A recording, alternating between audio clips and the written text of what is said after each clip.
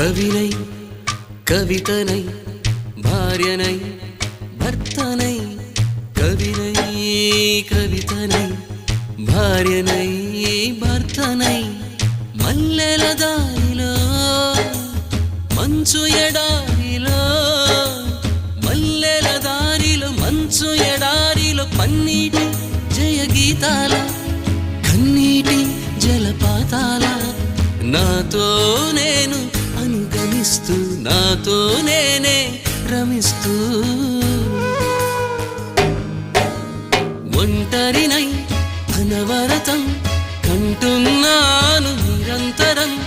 కలల్ని కథల్ని మాటల్ని పాటల్ని రంగుల్ని రంగవల్లుల్ని కావ్య కన్యల్ని ఆడపిల్లల్ని జగమంత కుటుంబం నాది